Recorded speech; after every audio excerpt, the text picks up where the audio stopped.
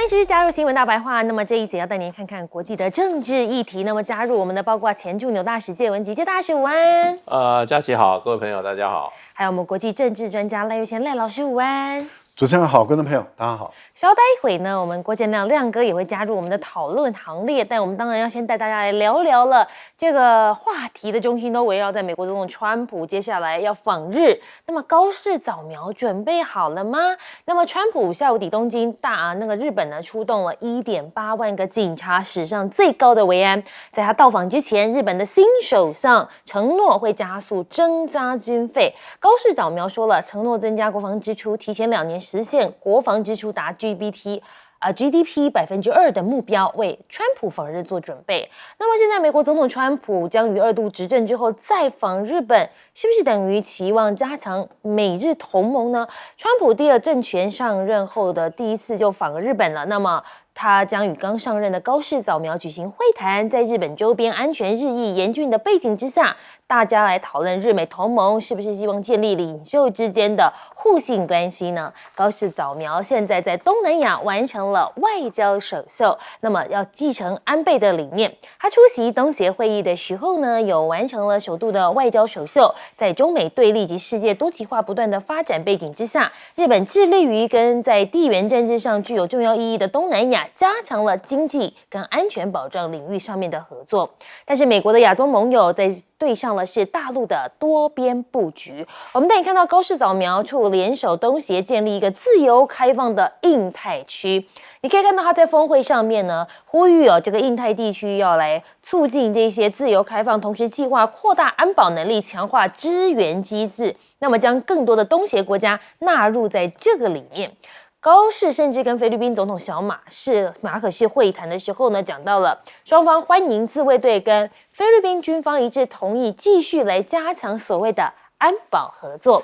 那现在就连南韩总统李在明都认了韩美协议，川理会现在呢是会前难产，暗讽美中如磨石夹击啊。他说呢，针对南韩跟美国总额达到3500亿美元的通知，双方陷入僵局，赶不及在29号跟川普会谈前敲定贸易协议，希望化解2大贸易伙伴的紧张关系。现在南韩夹在中间，就像夹在2个磨石之间的国家。那么现在李强到了新加坡会黄循财，没想到他就讲了，欢迎更多的新加坡企业投资中国。他说，当前多边贸易受到严重冲击，中方愿与新方反对单边主义和保护主义，维护自由贸易和全球经济化。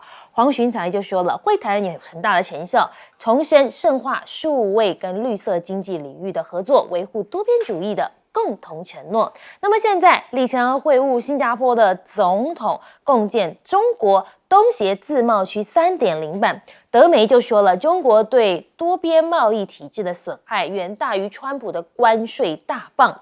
那么德国经济学家就讲到了，中国人呢对于以规则为基础的多边贸易体制的损害却更为隐蔽，危害也更大。同时很多领域占据了一些垄断的地位，不管是药品、晶片还是稀土上面，北京当局随时都可以发起致命的攻击，伤害绝对是比川普所谓的关税还要来得大。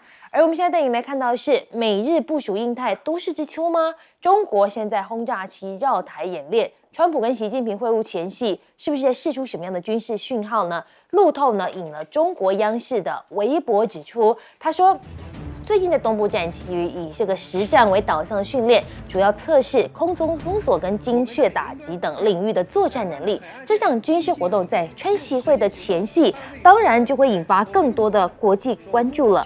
那么现在印太国家的劲敌现踪 GJX 无人机3种战略定位，它被公开亮相，不只是技术的展示，对印太地区的防卫思维也带来了所谓的实际影响。那么呢，它显示印太战场正在加速一个叫做无人化的竞赛。那么你可以看到，促使美国重新评估第2岛链，像是关岛啦、菲律宾的空域部署跟防护策略。那你可以看到，现在聚焦在印太，美国国防部长将出访日韩等亚洲4国，美国防长呢将在未来几天访问亚洲。华盛顿也呼吁这些地区的盟友要增加军事的支出来抗衡中国。现在美国的海军尼米兹号的航母2架军机，没想到在南海相继坠毁。美国呢说他们正在调查原因，就这么巧，美军一架 MH-60R 的海鹰号反潜直升机跟一架这个 FA-18F。那么超级大黄蜂，他们在这个打击战斗机的部分呢，在南海执行例行任务的时候，30分钟内接连坠海，外界就说到底是发生什么事了？美国军方说现在还要来调查原因。我们先来问一下亮哥，你怎么看这个川普跟高市早苗？我觉得高市早苗讲话还是比较保守啦，他不会像赖清德啊，就直接吹说2030国防预算要增加到5%啊，因为他知道美国对2%是不会满意的，他不讲啊。事实上，日本他们本来就想要提高到北约的水平，那北约就是3.5%，可是他也不讲，所以我觉得他就是把这个问题，就是川普讲了，我在表示，我有听到你的话啊，我有努力了。为什么呢？因为川普一定会提出那个5500亿这个议题，我不认为高市早苗会执行啊，所以他一定要有一个议题是留在手里面，表示说，我有听到你的话，那就是国防预算。就国防预算，我认为日本不会只有2%啦，他一定会讲出一个比照北约的模式啊，那川普听了就会比较高兴啊。可是5500亿就再耗着吧啊，反正耗到明年如果关税战结束了，搞不好我就不用去了。我觉得李在明也有点类似啊，你不觉得李在明也不知道怎么办啊？那基本上这个，我觉得川普基本上对日本的要求，主要还是他只看到那个具体的金额啦，那就是国防预算你要出多少啊，然后要投资美国多少，他谈问题的方式大概都是这样。那事实上，我们刚刚看到那个吉隆坡，这个我们说王文涛跟那个贝森特的2个人出来，贝森特的表情不是很好啦啊。那他现在都在对外放话啦，说美国要求中国大陆稀土延后1年实施嘛，我认为王文涛并没有答应他，所以他出来表情不太好啊，搞不好是要到川普那边才要决定的不然李承刚也是很硬的那目前只听到中国大陆可能会愿意买部分的大豆了那我看到的数字是大陆一个金融分析师讲的，那个人叫洪浩，他说中国大陆可能会买126万吨的大豆那其实量并不多，因为他今年到现在大概只买了600万吨。去年是2200万吨，差很多，差很多所以我觉得啦，我觉得目前虽然美国都认为中国大陆是打得很凶啦，让得很少啦可是我认为习近平并不愿意跟川普给人家感觉好像谈吹了基本上我觉得中国大陆还是乐见川普来当做交易的对象。因为这个人比较没有意识形态，很爱交易，那比较有可能会交易出一些大的项目所以我觉得中国大陆不可能在 APEC 跟川普闹翻我认为不会因为他们认为大交易应该是明年1月吧就是稀土看可不可以换到半导体管制的让步，对，或者是换到台湾议题可是不是这个时候，因为这个时候太赶了。所以我认为中国大陆应该跟美国在芬太尼会有一些结果，那在大豆也会意思买一点那其他议题我期待不高就是所以贝森特会觉得没有面子嘛因为在马德里的时候事实上芬太尼早就谈完了只是没有签而已所以贝森特等于没有得分，你知道吧变成面子都要做给川普嘛，对所以我的感觉是，对 APEC 的中美谈判不要期待太高了那我觉得川普去韩国、去日本都是用钱计算的啦所以然后他那个 APEC 也没有兴趣嘛所以主要会议他不参加，所以大概就是这样啦。那就是落个一个点，就是说我们在谈吧，大概是这样的一个方式啊。好，那我们来问一下谢大使，你又是怎么样子看这一局呢？其实这次川普去这个日本访问啊，感觉好像是居高临下。哎，那日本尤其高市早苗啊，刚上任啊，也是怎么讲呢？就是尽量想让川普高兴。那不过就是说，日美关系本来就不是一个平等的关系，日本就是把美国还是当作宗主国在伺候。而且这两个国家为什么不平等呢？因为美国还有3万多美军进驻在日本，那亚洲最大的基地还是在这个空军基地，还是在这个琉球啊。虽然日本对琉球只有行政权啊，那可是就是说，美国在日本还是驻重兵，然后美国在这个东亚唯一一条航空母舰是放在日本的横须贺港。2次大战以来就从来都是重兵放在日本。那并不是说要从日本出发进行很多攻击性的行为，其实这个驻军当时原始的意义就是压制日本，就是看管日本。这个任务到现在都还没有结束，因为美国人记得非常清楚，在2次大战的时候，唯一去攻打美国的领土，而且对美国在东亚的利益造成极大威胁，就只有日本。日本是一个有侵略野心的国家。所以美国到现在还是在压制日本。那日本从有外国军队进驻到现在啊，都还没解决问题上的时候啊，日本人心理上也常常讲说，我们不是一个正常国家。也就是说，说得明白一点，它就是这个跟美国它有一个宗主国叫美国。那川普这次到日本呢，是等于说是怎么讲呢？给高市早苗考试。高市早苗考试，因为他虽然对高市早苗有很多称赞，他说听说他很能干啊，听说他是安倍的一个继承人啊，我跟安倍很好，对，所以我对他印象很好。这话中有话，而且川普这一次做了很多事是很不给日本面子，为什么呢？听说川普要从一个美军基地里面，在日本一个美军基地坐飞机，坐什么飞机啊？美军的直升机带着这个高市早苗到另外一个美军的基地里面去，那就变成高市早苗在自己的国土里面，好像被外军挟持一样。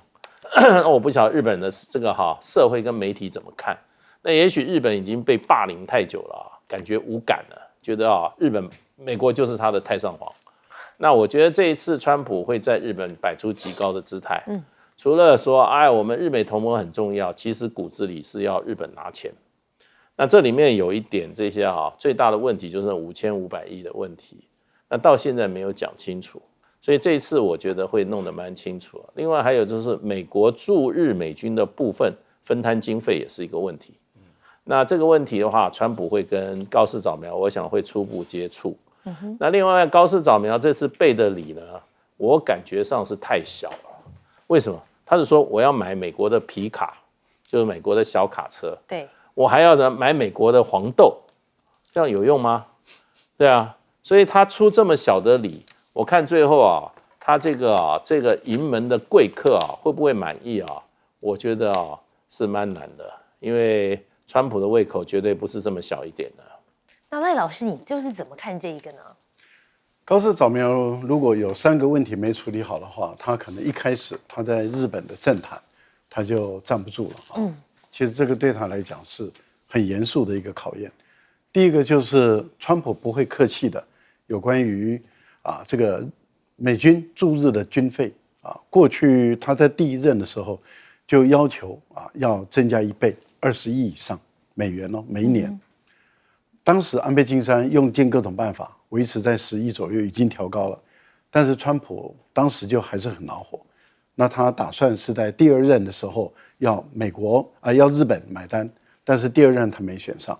那现在他第3任选上了嘛？因为中间隔了一个拜登，对，所以我觉得他虎视眈眈，他会要求日本就是调高驻日美军的军费补助这个1倍以上，那就是要20亿美元以上。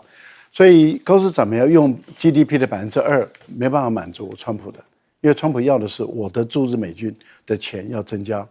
第二个呢，就是有关于5500亿的现金，高市早苗希望说他能掌握监督权，但是对于美国人来讲的话，就是说你能够参与插手的越少越好，这钱就是我的了。你什么时候兑现？现在是川普是要这个高市早苗列出一个路线图，现金什么时候给我用啊？我想这个高市早苗能不能顶得住？那第三个就是有关于这个美国的农产品，还有汽车，美国的汽车不只是皮卡，它要进入日本的市场，你日本怎么开放，然后让美国的车能进来？我觉得高市早苗要处理这3块没处理好，那我看他的位置那就非常的严峻了，他的处境很严峻。第二个呢，高市早苗上来还是走旧的安倍晋三的风格，他要拉美国遏制中国的发展，拉东盟遏制中国的发展，所以他的讲话中都是这样如此的话，即使他对中国的论调有所缓和，但是问题就在于他的动作跟他讲的是2件事，他的动作都是要遏制中国的发展，嘴巴讲的是缓和，所以我个人认为中日的关系缓和调整的空间并不大。另外就是东盟，他虽然拿出一笔钱来，但是东盟连在美国跟中国大陆之间，东盟都不愿意选择站。东盟怎么可能在中日之间选日本这边？不可能的。因此，东盟的目的在哪里？跟日本要钱，但是不会站在日本这边。所以，我觉得高市早苗可能想得太美了啊。韩国的李在明是无病呻吟，因为是你自己找来的。为什么？美国是压迫者，美国压迫的韩国说你要去伤害中国大陆，那你韩国，你为了减少你自己的伤害，你去伤害中国大陆，那大陆是无辜的那他为什么平白要被你韩国人来伤害？所以大陆当然要反制嘛。那大陆一反制了以后，韩国人就说：“我好痛我夹在2大国之间，我是磨刀石，被你们2个这样磨来磨去，我很可怜。”我说你胡说八道，你就美国压迫你，你就应该跟美国对抗嘛。而不是美国压迫你，你过来压迫中国，那中国大陆反制你的时候，你却说你是受害者，那简直是神经病我就觉得那是有脑袋有问题。德国那个经济学家，那个经济学的教授叫做脑洞大开4个字，为什么？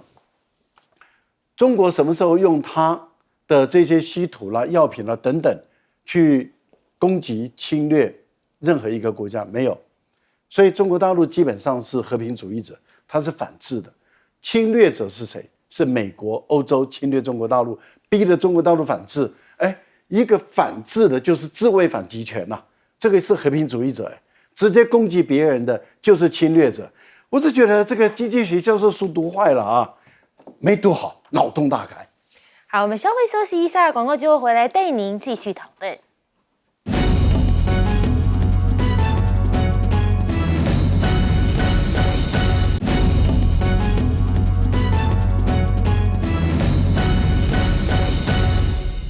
欢迎回到新闻大白话，持续带您讨论许多的国际议题。首先要带您看到的是贝森特的部分。那我们带您看到美中谈好多细节，现在带你一次看。美国的财长说不课大陆100%的关税，但是北京稀土会管制延后1年。美国财政部长贝森特说了，预计中国将暂缓稀土出口管制1年，并恢复购买美国黄豆，而美国不会对中方课征100%的关税。就 TikTok 最后的最终协议也会达成，就待川习会来正式签署。根据中美的说法呢，你可以看到会涵盖很多的议题，那么包括了出口管制，包括了延长互征关税休战，共同打击芬太尼的非法贸易。双方也讨论农产品的采购、制造汽车跟战机等稀土材料的供应。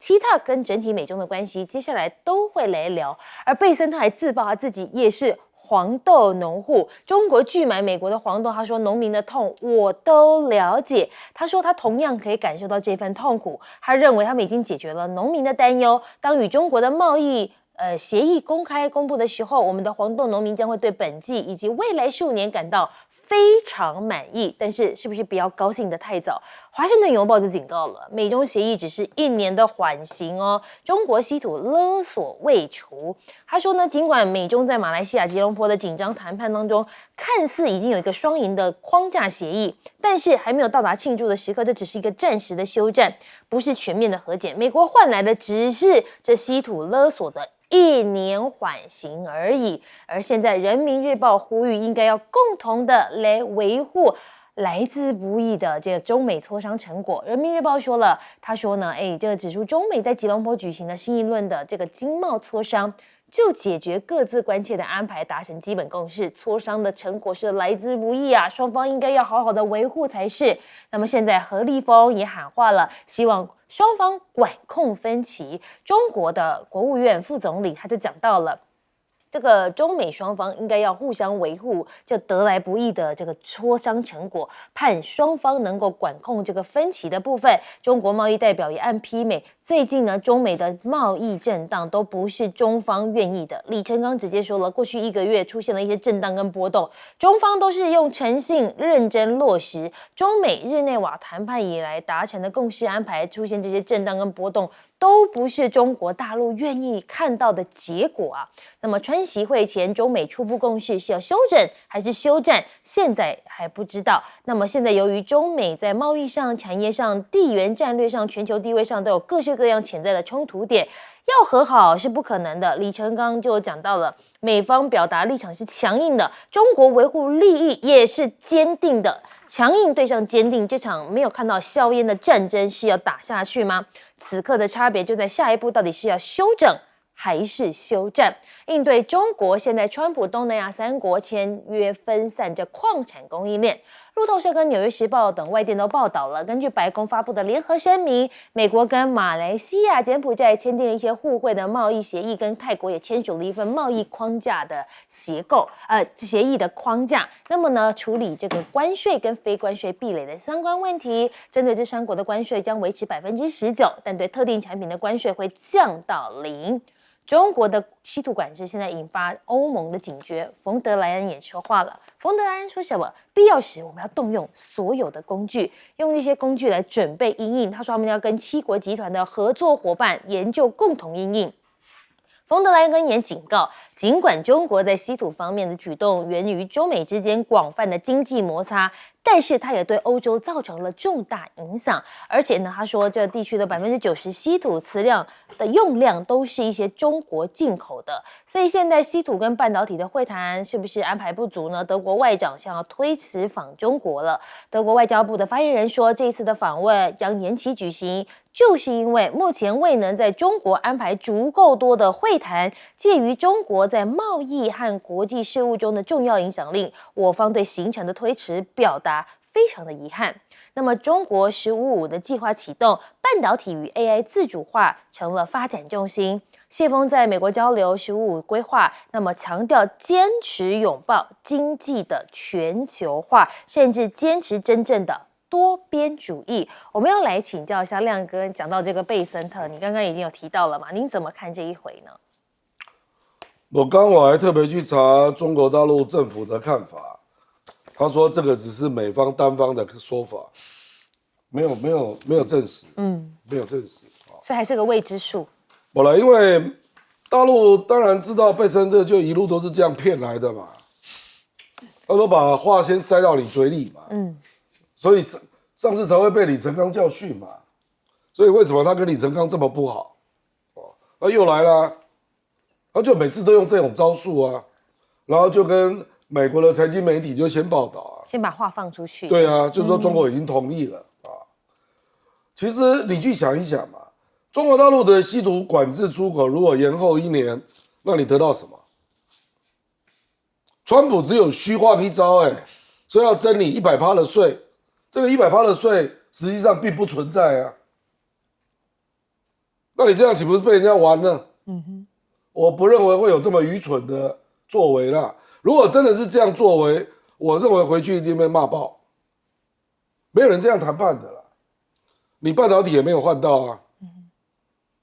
难道美国管制出口对你都没有伤啊？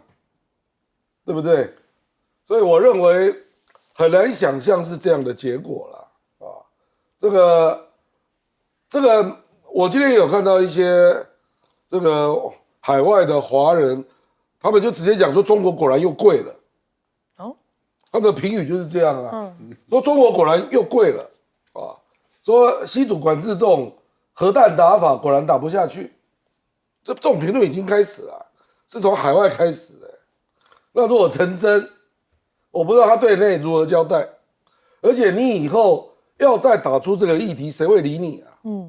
谁会理你啊？所以我说有时候就是这样嘛，就是你真的而且你准备了很久，10月9号商务部一下推出6份公文，结果就川普一个100%的一个虚招，你就退了。川普这个虚招100%，你要跟他对干啊！你加我100%，我也加100%啊，看谁挺得住啊！这样才是真正的贸易战嘛。那如果这样，川普我觉得一定会看不起你的啦，觉得啊你这样就挡不住了，那以后那太容易对付了，因为你要知道这个是王牌啊，王牌不能乱打，你拿王牌打一次被人家看穿了，你以后再打什么牌都没人相信了。对，所以我不知道啦，我本人不相信啊。那可是我也很想了解美国到底答应了什么，因为你现在没有看到美国让步的部分了。你现在是看到啊，好像美国让步的就是那100%，那100%并不是现有的措施那这样哪里叫让？这样我虚空一招，再收回来，买空卖空你就退了。哪有人这样谈判的啊？所以我是难以想象了。那至于德国那个外长为什么在生气？我觉得这个外长真的是非常没有经验的。你选择这个时间要去访问中国大陆，那要求重要的人你都要见到，你只是外长你什么东西啊？你又不是总理。中国大陆现在一大堆重要的干部都在哪里啊？都在亚洲啊。所以我说奇怪，你怎么会安排出这样的行程呢？那真的是很怪啊！而且这个外长常常讲错话我们这里就不来特别讲他了啊。我的意思是说，这很奇怪了。所以外长没有访问到后面就整个都严了嘛，就是这样啊。了解。好，那我们来问一下介大使，你又是怎么看呢？当然这次的谈判现在目前双方讲的话很多都没有办法并得很拢啦。谈得很拢。那这也是目前就是说各国的这些谈判的一个新的一个特征，大家都捡对自己有利的话讲，也就是说各自都宣布成功胜利。对。可是呢，如果说这次议题有10个的话，那只是说你可能赢了5个，他可能赢了5个，最后就变成就加起来不输不赢。这个是现在在一个透明化然后全球化的世界，所有的谈判都必须要这样做。就是说大家都要宣布自己的胜利。那这种要宣布自己胜利，只有一个方法，就是说谈判的议题要多元化。比如说谈判不是单一议题，没有人谈单一议题，这种谈判一谈都是7、8个到10个议题。那最后就各捡自己所需，说这个我拿到了，其实他那边放给别人。对，那这个有关黄豆的部分，事实上贝特特他也讲说，他说未来几年中国大陆承诺会买一些黄豆，可是没有说今年了，今年还是在这个地方，所以这些话里面大家都有话术。那现在就是说，刚刚我们也提了，就是人民日报就是说他那篇文章，中深的那篇文章，双方要珍惜得之不易的谈判的一个结果。那这个就变成就是说是看中国大陆官方为一个比较明确的表态，可是到目前为止还没有说川普到韩国就可以跟习近平主席见面现在还没说还没说因为李承刚他在他的记者会里面他说我们已经达成了初步共识可是呢目前下一步呢是要把这个谈判的成果交给透过程序交给我们的这个决策机制来审批的意思，还没定案。你说川习会10月30不确定？不确定不确定啊，因为中国大陆到目前为止还没有说我一定见啊。因为事实上上一次这个郭家坤最近一次的讲话是说，双方已经就双方元首的会晤之事进行了协商。那如果有进一步的消息的话，我们会随时提供。就讲到这里啊。那现在我们今天是27号嘛，30号还有2天。对，所以这2天我看这个大陆应该还是在吊美国的胃口，还是？那最后的话就是说还有很多细节的部分啦，因为我觉得就是说基本上习近平根本就不太愿意见川普，因为跟这种人打交道，事实上的话真的是风险很大。那不过这个上海的股票已经大涨了，我们台北的股票今天也大涨了，所以呢。双方的这个各说各有获得所少，事实上还是有它效果的。那赖老师你怎么看现在的美中两边的关系呢？中美的贸易谈判谜底当然就是我的判断了哈。10月30号揭晓啊。10月30号，习近平跟川普的会面的几率是高的啊，因为他30号就启程到韩国去了。那川普也要赶到这个韩国来。那川普是专程来跟习近平会面，习近平是去出席 APEC 的峰会，然后同时也进行对韩国的国事访问，3天，就是30、31号，所以2个人在30号见面的可能性是存在的。第一个，第二个呢，就是这次谈得好的话，那在明年的2月17号之前，也就是农历年之前。川普到北京访问的可能性也就存在。有提高。可是川普如果到北京访问要带大礼去，你如果没有带大礼，你就不需要到北京来访问。那接着川普有宣布，就是说他希望习近平能够回访，那也就是在 G20 秋季的时候到。那同样的，中国也会带礼物、带大礼去。我个人的推断是这样子了哈，就是说各位想一想。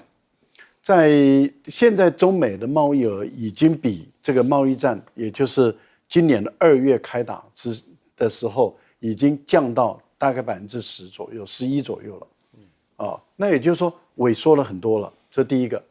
那换言之，也就是说，大陆跟美国之间，大陆依赖美国的空间是越来越小了，这第一个。第二个，过去贸易战打到245%，美国的关税，中国都没在怕。而还手的就是145%，怎么可能你川普的100%他就怕得要死？245%都没在怕，怎么会怕你这100%？更何况我刚刚在强调，中美的贸易额已经萎缩到10%，坦白说，美国的杀伤力已经没有了。那因此这个贝森特的吹嘘说哎呀，川普的那个100%的关税给他有个谈判的筹码，那是胡说八道。但是问题就在于稀土制造，稀土你去开采、提炼，然后你主要是要卖的，但是我要卖，我把它变成工具，变成武器，主要是因为你的半导体本来也是应该要卖的，你的光刻机也是应该要卖的，但是你把它变成武器来对我，我当然把它变成武器来对你。如果你取消对我的这一些限制，我当然也会取消对你的限制嘛。但是法令规章就是法令规章，所以要把法令规章拿走，我想美国想得太美了。好，我们稍微休息一下，广告之后回来带您继续讨论。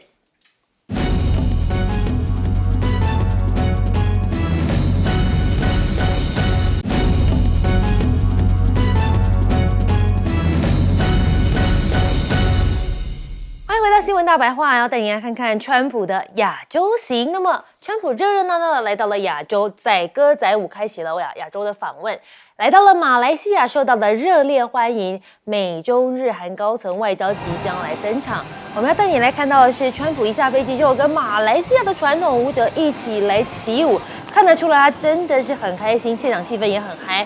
马来西亚的首相安华就表示，这不是一个访问而已哦，这是一次友谊的延伸跟信任的象征。你可以看到，这个美国总统呢是就在这个底下跟这个欢迎他的人两边是来就是队伍的。但是这个大马首相安华调侃川普说：“你真的很爱破坏规矩耶，怎么回事？”带你一起来听听。The world needs leaders who promote peace strongly, and to achieve that, you have to break some rules, as you did today. When President arrived, he asked me to join him in the car. I said, that's against the security and protocol rules. And he was delighted to break the rules, and I... A nice ride. It was a nice ride. And we share a lot of things in common. I was in prison, but he almost got there. 好，我们可以看到呢，他是蛮幽默的哦。他说呢，为了拉近跟川普的关系，他说他自己还坏了安全规定，爬上了川普的车，而且还调侃一下川普说：“哎，我坐过牢，而且他也差点也去了。”引发这个大家是哄堂大笑。而现在泰国柬埔寨正式签署了和平协议，那么川普就高喊了，他已经完成了一个不可能的任务，带你一起来看看。Well, this is so exciting because we did something that a lot of people said couldn't be done, and we saved maybe millions of lives on this one peace deal itself. And I'll tell you what makes me so happy is the two countries we're dealing with, and the third that helped so much. 好，你可以看到呢，这个川普说他自己完成了，就是大家都认为不可能完成的事啦。安华也感谢川普促成了这一次跟柬埔寨总理洪马内呢致辞的时候也提到了这个川普角逐诺贝尔和平奖。不过你可以看到呢，川普今天早上搭乘专机要离开大马的时候，安华跟内长呢还特地跑到饭店去欢送他，足以见得哦，对川普有多热烈的欢迎。川普在搭乘空军1号的离开的时候呢，他们两个就特别过去送他，那也结束了为期2天的访问马来西亚行程。只不过现在美国的国内恐怕也让川普非常的伤脑筋了，嫌遣返的速度不够快。那么川普你重组 ICE， 他们呢打算重组这个移民与海关执法局的计划，打算更换全国多个地区办公室的高层。这项计划呢尚未敲定，源自于白宫对这个遣返的进度是相当的不满，他们认为这样的速度远低于川普的要求，也因此有了这样的计划出现。那么讥讽国民兵现在有民众播《帝国进行曲》，没想到却被逮捕。那么人权团体就批美国难道没有言论自由了吗？川普以维持治安向美国城市派出国民兵引发反感，在华盛顿区有一个男子就拿手机大声播放所谓的《帝国进行曲》表达抗议，没想到国民兵就恼怒了，第一时间就把他逮捕了，而且还逮捕一段时间，就引发了人权团体的批评，这样子对吗？表达自由都不可以吗？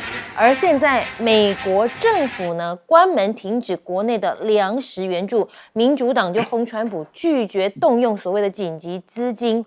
那么基金来使用，这笔钱是用来应对自然灾害等潜在的紧急情况。那么民主党就痛批这个美国总统川普，你都不用，然后让现在是不是要停止这国内的粮食补助了呢？而现在美国2028的选战布局难道已经悄悄展开了吗？川普的劲敌加州州长现在说有意参选总统，他说如果我说我没有意的话，那就是在说谎。那么表示他接下来不会缺席这一场选举。那么纽森接下来是大家很关注的人物之外，现在有人就说了，还有他别忘了贺锦丽，他没有，他说还没结束哦，暗示是不是2028他也不会缺席？他说我还没有完成我的目标，暗示会积极争取，而且还说川普根本就是一个暴君。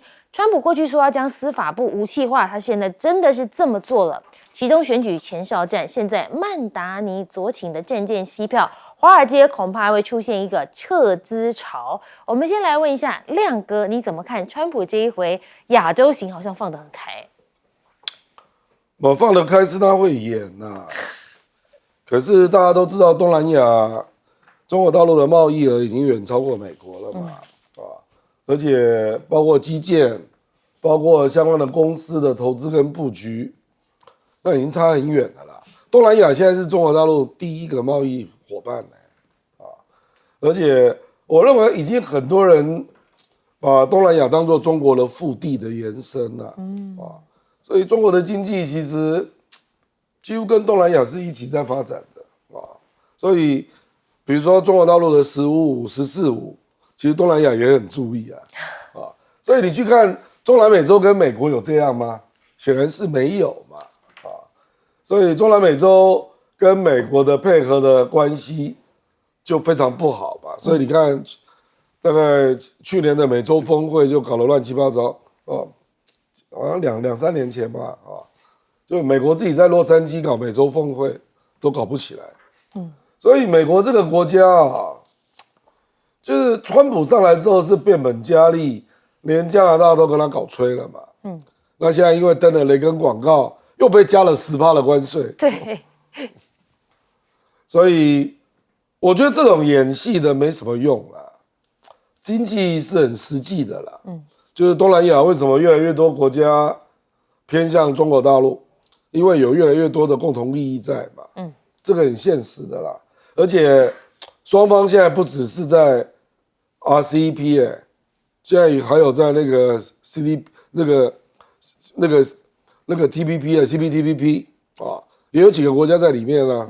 所以它是双层的多边的啊。其实这个我们站在台湾就非常有感啦，因为我们不在里面。对啊，那因为他们在里面，所以他们那个联动关系，我是觉得大概美国是完全难以想象啦。我们且不要讲东南亚国家啦，连日本、韩国都是这样。比如说高市早苗，他现在要考虑对中国，就要考虑他有20%的出口是到中国，他就要考虑这个因素啊。韩国也有24%是到中国所以我是觉得美国大概是难以想象啊，所以我并不认为他这趟亚洲行有明显的突破啦，因为他事实上是没什么兴趣了，连 APEC 主要会议他不去，你这什么意思啊？对不对？好不容易绕这一圈了，我主要会议还是不参加，那什么意思呢？所以我觉得大家看在眼里啦，就是他对于亚洲多边的东西，大概就是过水这样而已啦啊。那他最主要还是在处理单边的，比如说跟中国、俄罗斯这种大国关系，除此之外都是美国自己的事情啊。那美国自己的事情就是乱成一团的，这个我也不知道会搞到哪里去啊。这个现在连 ICE 也在抱怨，我的老天呐！ICE 不知道已经为了你得罪多少人了，你现在还抱怨遣返的不够快，我的老天呐！伤透脑筋了。那我们来问一下介大使，你怎么看美国现在内政，恐怕也是很伤脑筋了。内政现在美国很多地方是形同戒严啊，戒严最大的表征就是什么呀？就是军事管、军人接管。美国华盛顿现在满街军人行走啊，而且军人还抓人，他什么授权啊？我们台湾很多国家再乱，他还是怎么样？警察在街上维持治安嘛。而且《帝国进行曲》是星际大战的歌对他凭什么抓人？对啊，这只有戒严，所以川普搞半天是搞戒严，所以美国真的搞得一团乱，所以700万人上街头要他下台啊！最主要 no king 是什么 ？king 是政绩国家，我说的就是法律。现在川普就是这样啊，他就是国家，然后他要干什么？把白宫这个房子一拆就给你拆掉一半，你怎样？对，然后呢，他要怎么干怎么干。那比如说这一次他到东协来，其实他也没有参加东协的峰会，你知道，他到 APEC 都不参加了，东协他还会参加吗？其实他到东协就是为了什么？就是为了那个签和平协议。对。